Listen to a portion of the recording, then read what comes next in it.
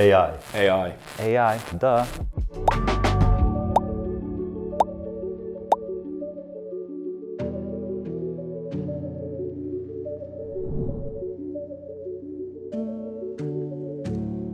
Hello.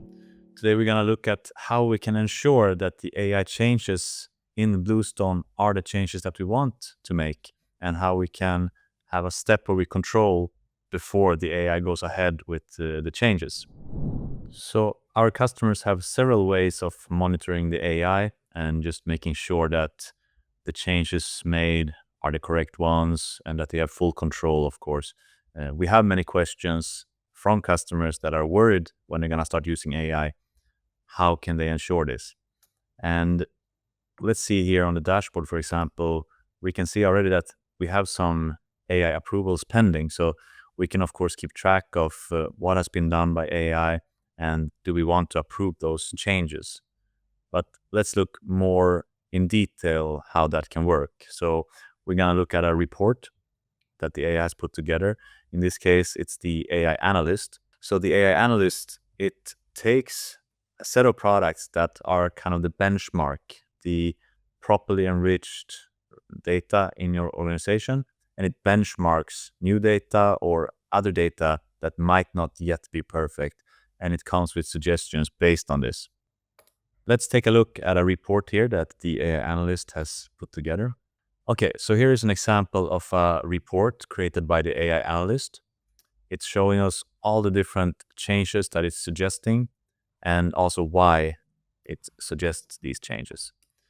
So first of all, we can see that we have a reliability score filter up here. So we can say, for example, that we don't want to see any suggestions that the AI is not really sure about. Let's say we only show 7 and up. So now we have removed all those suggestions that the AI is quite unsure about. And we have kept the other ones. There's still a lot of suggestions here on this product. In this case, the analysis is for this smart digital thermometer. But of course, we can run this for many products at the same time. So here we can see that the AI want to assign a new attribute and set a value. And the attribute is the alert feature, where the value should be set to fever alarm. Okay, it's very short. It's 10 out of 10. And we also see here a bit of an explanation for this finding. The alert feature is a common feature for thermometers, and it's mentioned in a short description, but the corresponding attribute is missing. If we are more curious of how it saw this on the product, we can click in here. It will have some more information here. Here's the reasoning for this. And we can also see the sources. So where did it look? Where did the AI look to come up with this suggestion? Okay. So this sounds reasonable. I want to implement this one.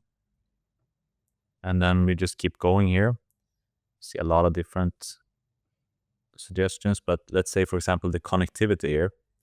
It wants to correct this attribute value. So before it was set to Bluetooth, but AI wants to change it to Wi-Fi. And why is that?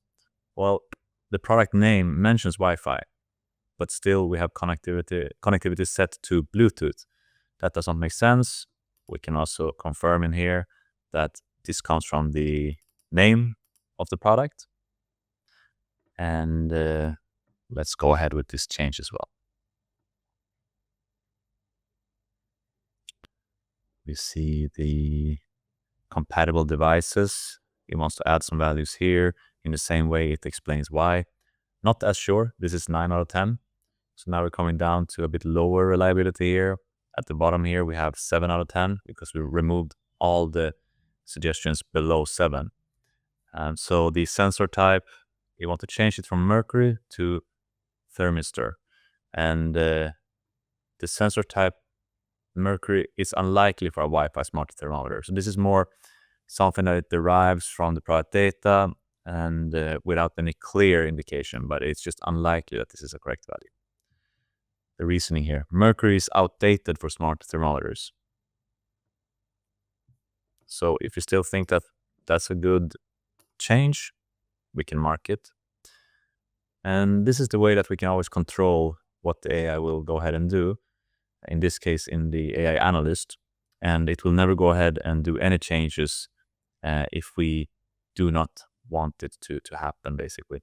Something that we see some customers do is that they filter out maybe all the 9 and 10s, or even just the 10s, so the findings that the AI is really sure about, and then they go ahead and do all of those without reading too much into it, because here it trusts, they might trust the AI to that level, whereas anything below that they spend a lot of time looking into.